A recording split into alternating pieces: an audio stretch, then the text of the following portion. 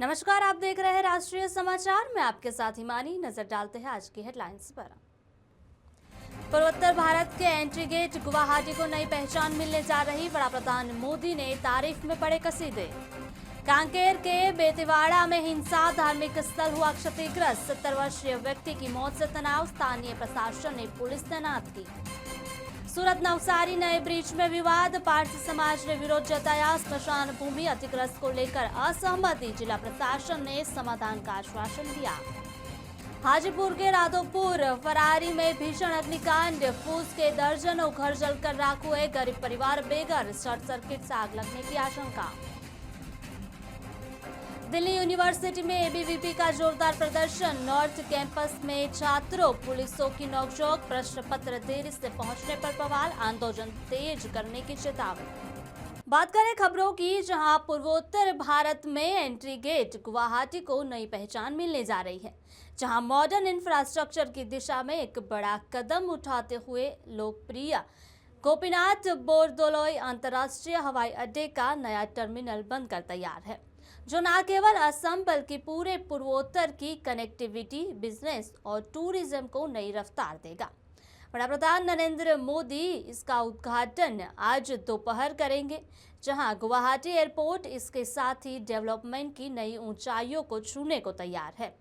वहां लोकप्रिय गोपीनाथ बोरदोलोई अंतर्राष्ट्रीय हवाई अड्डे का नया टर्मिनल मॉडर्न आर्किटेक्चर और अत्याधुनिक सुविधाओं का उदाहरण है। यात्रियों की बढ़ती संख्या को ध्यान में रखते हुए यहां के टर्मिनल की क्षमता में इजाफा किया गया, साथ ही जिससे पैसेंजर को बेहतर सुविधा और सेवाएं तेजी से मिलेंगी। यह टर्मिनल न सिर्फ घरेलू बल्कि इंटरनेशनल पैसेंजर के अनुभव को भी पूरी तरह ही बदल देगा। नया टर्मिनल शुरू होने से असम के एज ऑफ लिविंग को मजबूती मिलेगी, साथ ही मॉडर्न चेक इन काउंटर, बड़े वोटिंग एरिया, बेहतर सिक्योरिटी सिस्टम और डिजिटल सर्विस यात्रियों को सफर को आरामदायक बनाएगी। साथ ही हवाई अड्डे की बढ़ी हुई कैपेसिटी फ्लाइट्स की संख्या बढ़ाने में मदद करेगा। इससे नॉर्थ ईस्ट इंडिया देश और दुनिया के बेहतर तरीके से जुड़ेगा। इस प्रोजेक्ट का सबसे बड़ा प्रभाव असम की इकोनॉमी पर दिखेगा। वहीं बेहतर एयर कनेक्टिविटी से बिजनेस को भी गति मिलेगी, इंफ्रास्ट्रक्चर का भरोसा बढ़ेगा और साथ ही रोजगार के मौके भी मिलेंगे। खास तौर पर चाय उद्योग, हैंडीक्राफ्ट, कृषि प्रोडक्ट्स और स्टार्टअप सेक्टर को भी बड़ा फायदा मिल सकता है। गुवाहाटी पहले ही नॉर्थ ईस्ट का मुख्य व्यवसाय केंद्र है, साथ ही नया टर्मिनल उसके रोल को और भी मजबूत करेगा। बस्तर के कांकेर जिले के बेतेवाड़ा गांव में कल हिंसा के बाद एक धार्मिक स्थल भी क्षतिग्रस्त हो गया, जहां हिंसा 70 वर्षीय चमराराम सलाम की मौत और उनके अंतिम संस्कार को लेकर ग्रामीणों में उठी शंकाओं के कारण भड़की थी। स्थानीय प्रशासन ने स्थिति को नियंत्रण में करने के लिए पुलिस बल तैनात कर दिया। अधिकारियों ने हिंसा में हुई इस क्षति का आकलन करना शुरू कर दिया है। ग्रामीणों से शांति बनाए रखने की अपील की, जहां इस मामले की जांच जारी है और प्रशासन की कोशिश है कि जल्द से जल्द स्थिति सामान्य हो पाए। बात करें सूरत की, जहां सूरत और नवसारी शहर को जोड़ने वाली महत्वपूर्ण पूर्णा नदी पर प्रस्तावित नए ब्रिज के निर्माण में अब बड़ा अवरोध सामने आया। विरावल गांव के पास यह स्थित पुराना ब्रिज क्रिटिकल पुअर कैटेगरी में आने के कारण नए ब्रिज का निर्माण बेहद आवश्यक माना जा रहा है और इसी को लेकर मार्ग एवं मकान विभाग द्वारा नए ब्रिज की डिजाइन तैयार की गई। लेकिन इस नए डिजाइन में पारसी समाज की लगभग 500 साल पुरानी स्मशान भूमि का कुछ हिस्सा अधिग्रहण में आ रहा है और जिसके चलते पारसी समाज ने कड़ा विरोध दर्ज कराया। समाज के अग्रणियों का कहना है कि यह केवल जमीन का मुद्दा नहीं बल्कि उनकी आस्था और परंपरा से जुड़ा अत्यंत संवेदनशील विषय है। पारसी समाज के प्रतिनिधियों ने स्पष्ट किया कि करीब 5 वर्ष पहले सड़क चौड़ीकरण के दौरान उन्होंने स्वैच्छिक रूप से अपनी जमीन दी थी, लेकिन अब स्मशान भूमि का कोई भी हिस्सा देने के लिए वो तैयार नहीं है।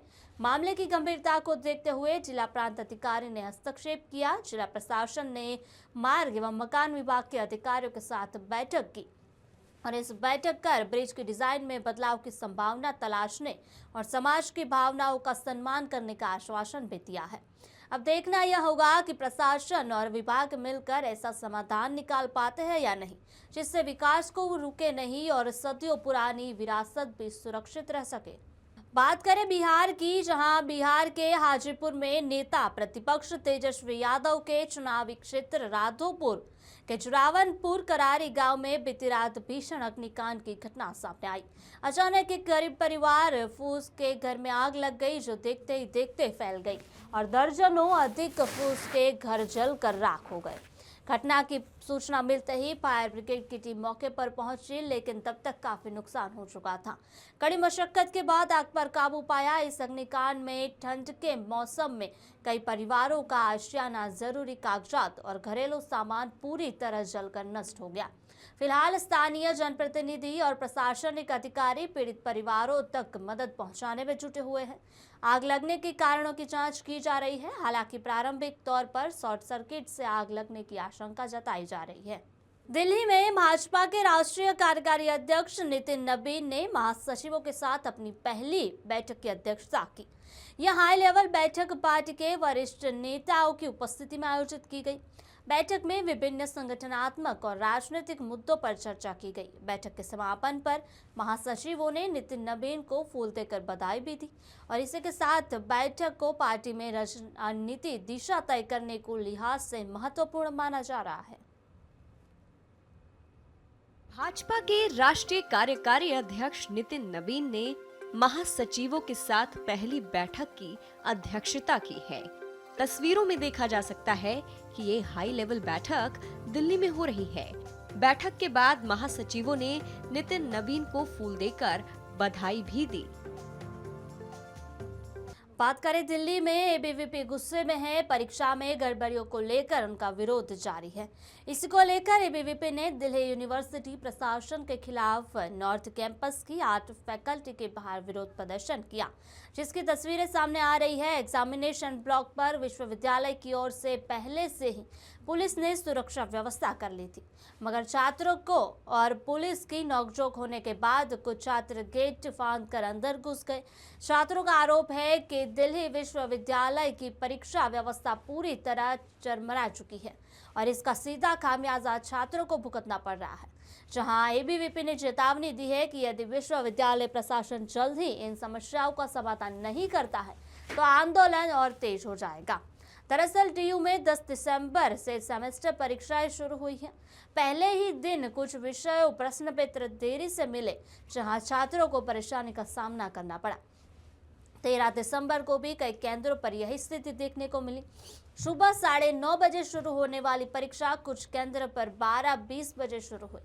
13 दिसंबर को लॉजिस्टिक गड़बड़ी के चलते सुबह की पाली में करीब 800 परीक्षा स्थगित की गई थी और कई परीक्षा केंद्रों पर समय पर प्रश्न पत्र नहीं पहुंच सके, जिसे लेकर विश्वविद्यालय प्रशासन ने इस संबंध में आधिकारिक सूचना जारी की थी, जिससे परीक्षा केंद्रों पे समय से प्रश्न पत्र नहीं पहुंच पाने की वजह से प्रभावित हुए सेमेस्टर परीक्षाएं जनवरी 2026 में कराने का आदेश किया है और इसी को लेकर एबीवीपी ने जोरदार प्रदर्शन किया।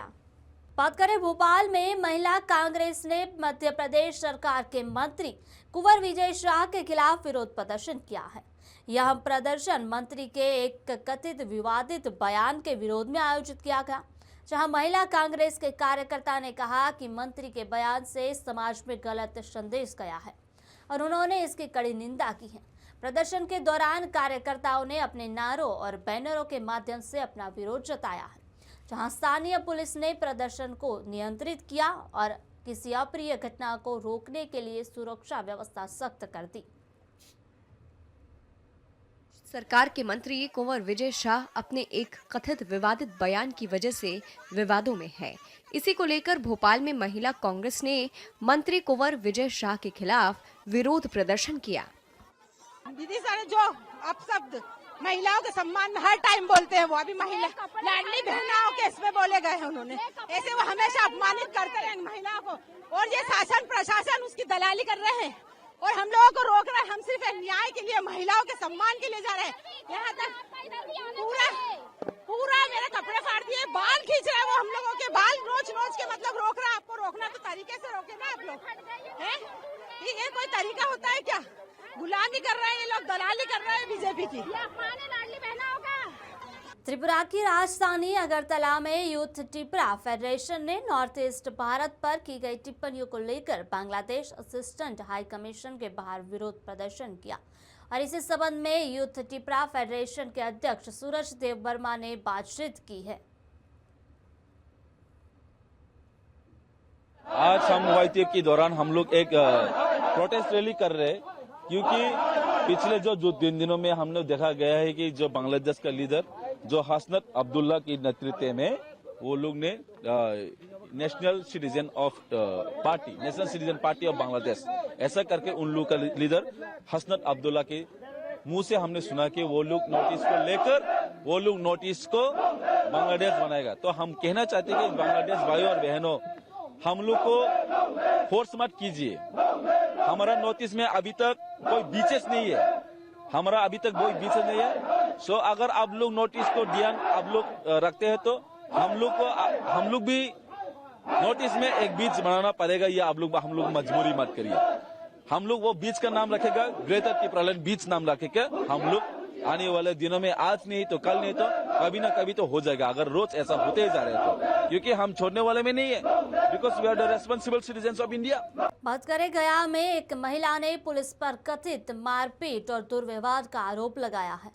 भारतीय सेना में नाकद पद पर तैनात संजय गुप्ता की पत्नी शोभा देवी ने बताया कि मगध मेडिकल थाना क्षेत्र के एक एसआई और 2 कांस्टेबल ने उनके साथ मारपीट की और उनके कपड़े भी फाड़ दिए। पीड़ित का कहना है कि यह घटना 2023 में पड़ोसी के साथ जमीन के रास्ते के विवाद के दौरान हुई। घटना के समय उनके पति जम्मू कश्मीर में देश की रक्षा के लिए तैनात थे। उन्होंने बताया पुलिस ने उनके ऊपर झूठा मुकदमा दर्ज कर उन्हें 1 दिन के लिए जेल भी भेज दिया था। शोभा देवी ने 3 वर्षों से प्रशासनिक अधिकारियों के पास न्याय की गुहार लगाई, लेकिन अब तक किसी कार्रवाई की जानकारी नहीं मिली है। फिलहाल इस केस की स्टेटस रिपोर्ट अभी भी पेंडिंग बताई जा रही है। शोभा देवी मीडिया के सामने अपने परिवार के साथ हुए दुर्व्यवहार के लिए खिलाफ न्याय की मांग कर रही है और आरोपी पुलिस कर्मियों पर सख्त कार्रवाई की अपील की रही है।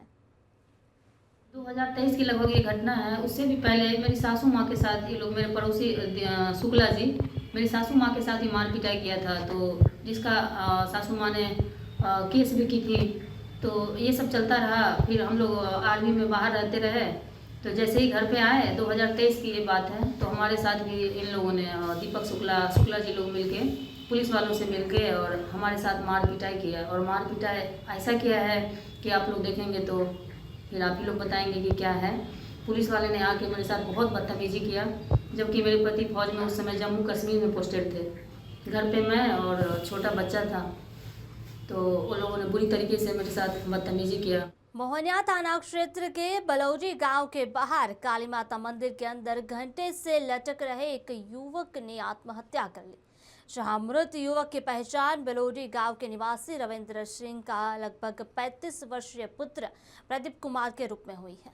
मृतक मंदिर का पूर्व पुजारी भी था। मृतक के छोटे भाई संदीप कुमार ने बताया कि दिमागी संतुलन ठीक नहीं था, उनका इलाज चल रहा था। हमको गांव के लोगों ने फोन कर बताया कि फांसी लगाकर उन्होंने आत्महत्या कर ली है। सूचना मिलते ही यहां पर आए बेगौरी गांव के मुखिया मीर इमरान ने बताया कि पहले ये मंदिर में पूजा करते थे, उनकी दिमागी संतुलन सही नहीं था, उनकी दवा चल रही थी। मोहनिया थाना के सब इंस्पेक्टर अमन कुमार ने बताया कि हमें सूचना मिली थी कि एक युवक ने फांसी लगाकर आत्महत्या कर ली है। हम लोग घटनास्थल पर पहुंचे और शव को कब्जे में लेकर पोस्टमार्टम के लिए सदर अस्पताल भेज रहे हैं।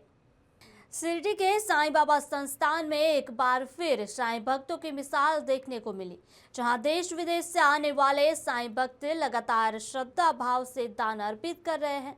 वहीं इसी कड़ी में गुरुवार को दुबई निवासी एक साईं भक्त ने साईं मंदिर के उत्तर दिशा में स्थित दर्शन खिड़की के लिए स्वर्ण नक्शेदार भव्य फ्रेम भेंट की है, जिसकी कीमत करीबन 55 लाख रुपया की जा रही है। और यह वही खिड़की है जहां से साईं बाबा के समाधि मंदिर में विराजमान प्रतिमा के दर्शन होते हैं। रोज बड़ी संख्या में श्रद्धालु यहां मुख्य दर्शन के लिए पहुंचते हैं। खिड़की पर लगी इस स्वर्ण जड़ित और आकर्षण नक्शेदार फ्रेम श्रद्धालुओं के बीच खास आकर्षण का केंद्र बनी है। इसी दान कार्य के शुभारंभ पर विधिवत पूजा अर्चना की गई।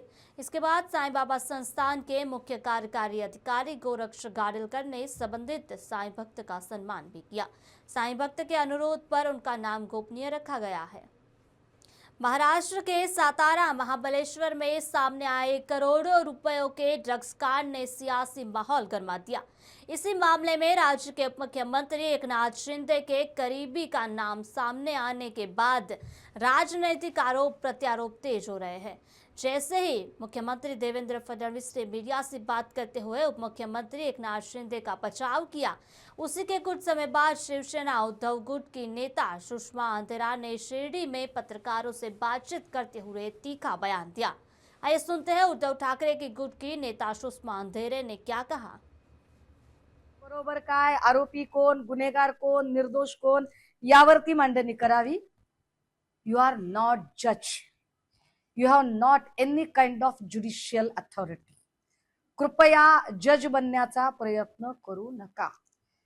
चौकशीच्या आधीच क्लीन चिट देण्याची जी तुमची घाई असते, विशेषतः तुमचे लोक जेव्हा असतात तेव्हा, कारण रणजित नाईक निंबाळकर असतील, कुठलाही विषय असेल, तुम्ही लगेच क्लीन चिट देऊन मोकळे होता राव. तुम्ही विसरता का की तुम्ही जज नाही, तुम्ही मुख्यमंत्री आहात. आणि अशा क्लीन चिट तुम्हाला द्यायच्या असतील तर तुमच्या दालनाच्या बाहेर एक पाटी लावा, येथे क्लीन चिट मिळतील.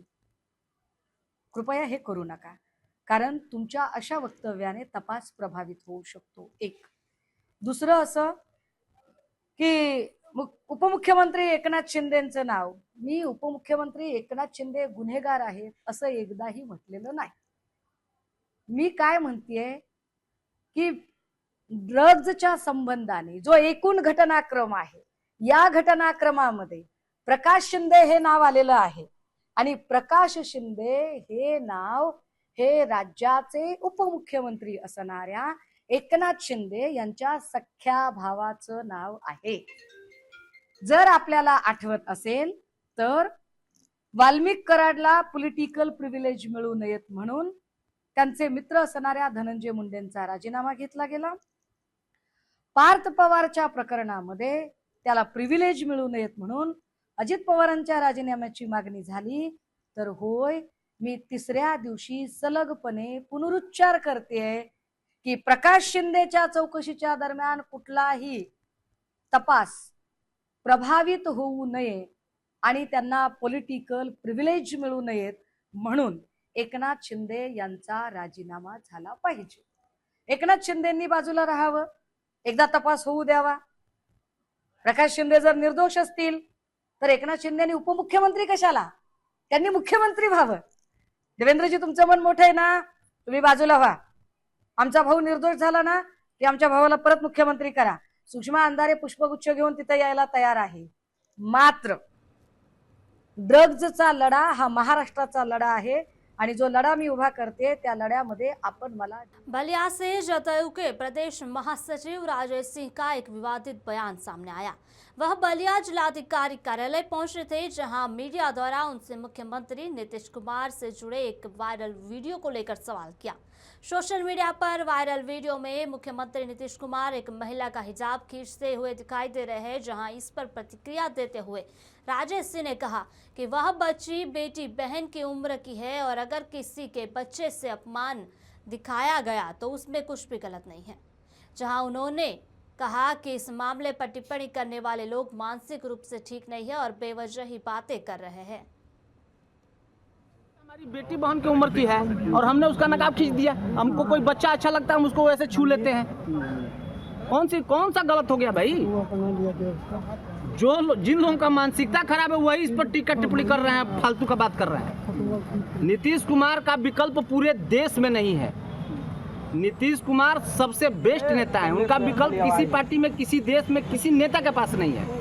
उत्तर प्रदेश के जनपद ललितपुर से मिड डे मील से जुड़ा एक गंभीर मामला सामने आया, जहां विकास खंड बीरगा के ग्राम न्यूरबा जी स्थित उच्च प्राथमिक विद्यालय में एक छात्र द्वारा मिड डे मील के दौरान अतिरिक्त रोटी मांगना भारी पड़ गया।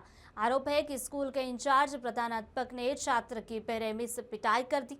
छात्र को डंडे से पीट जाने का भी आरोप लगाया गया है। घटना के बाद जब ग्रामीणों और अभिभावकों ने विद्यालय पहुंचकर इसका विरोध किया और अध्यापक से उलाहना दिया, तो आरोप है कि प्रधानाध्यापक ने अभिभावकों के साथ अभद्र व्यवहार किया। इसी दौरान ग्रामीणों और अभिभावकों ने पूरी बातचीत का वीडियो बनाकर सोशल मीडिया पर वायरल कर दिया। साथ ही वीडियो वायरल होने और अभिभावकों की शिकायत सामने आने के बाद शिक्षा विभाग ने मामलों का संज्ञान लिया। जिला बेसिक शिक्षा अधिकारी रणवीर सिंह ने पूरे प्रकरण को गंभीरता से लेते हुए आरोपी इंचार्ज प्रधानाध्यापक को तत्काल प्रभाव से निलंबित कर दिया है। फिलहाल मामले की विभागीय जांच की जा रही है, जहां आगे की कार्रवाई जांच रिपोर्ट के आधार पर की जाएगी। आया था कि प्राथमिक विद्यालय निबुआ के इंचार्ज प्रधानाध्यापक सचिन जैन द्वारा किसी बच्चे से मारपीट की गई और उसका एक वीडियो वायरल हो रहा था, जिसमें स्पष्ट हो रहा था कि बच्चे को रोटी देने के ऊपर जो है विवाद हुआ है। ग्रामवासी भी आए थे। ग्रामवासियों ने जब शिकायत की हेडमास्टर से, तो हेडमास्टर ने उनके साथ भी अवगतता की, ऐसा उस वीडियो में दिखाया जा रहा था। तो तत्काल प्रभाव से उस शिक्षक को निलंबित कर दिया गया है। उसकी जांच वहां की खंड शिक्षा अधिकारी को दी गई है। जांच आती ही आगे। बैंक का कर्मचारी ही बैंक का चोर बना, लगभग 30 लाख का सोना उड़ाए। मामला मानगो के आजाद नगर थाना क्षेत्र अंतर्गत जाकिर नगर स्थित बैंक ऑफ बड़ौदा शाखा का है, जहां लॉकर से करीब 30 लाख रुपए मूल्य का सोना गायब होने के मामले में पुलिस ने आरोपी बैंक कर्मी शत्रुघ्न कुमार को गिरफ्तार कर लिया है।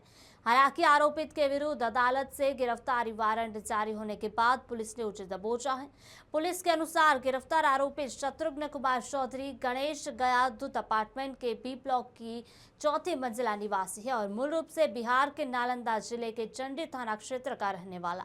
वह जाकिर नगर स्थित बैंक ऑफ बड़ौदा शाखा में कर्मचारी के रूप में कार्यरत था, जिसकी शिकायत बैंक मैनेजर ने भी थाने में की थी। इस व्यक्ति का कहाँ रहता है? ये देखिए, ये अभियुक्त का नाम शत्रुघ्न कुमार चौधरी है और ये मानगो थाना अंतर्गत पोस्ट ऑफिस रोड के रहने वाले हैं और इन पर आरोप था कि बैंक ऑफ बड़ौदा आजाद नगर थाना क्षेत्र में स्थित है, ओल्ड पुरुलिया रोड में, उससे बैंक के लॉकर से करीब 30 लाख रुपया का सोना का चोरी करने का आरोप था, जिसमें अनुसंधान के क्रम में सत्य पाया गया था। और इस प्रकरण में माननीय न्यायालय से वारंट भी अभियुक्त के विरुद्ध निर्गत हुआ था, जिसे आज पकड़ करके उसको जेल भेज दिया गया है।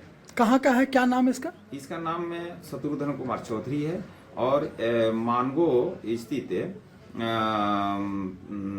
पोस्ट ऑफिस से रोड का रहने वाला है। ये बैंक का कर्मचारी है? हाँ, ये बैंक ऑफ बड़ौदा के पुराना कर्मचारी है जिन्होंने ये घटना कारित किया था अपने बैंक। खबरों का दौर जारी रहेगा, देखते रहिए राष्ट्रीय समाचार। नमस्कार।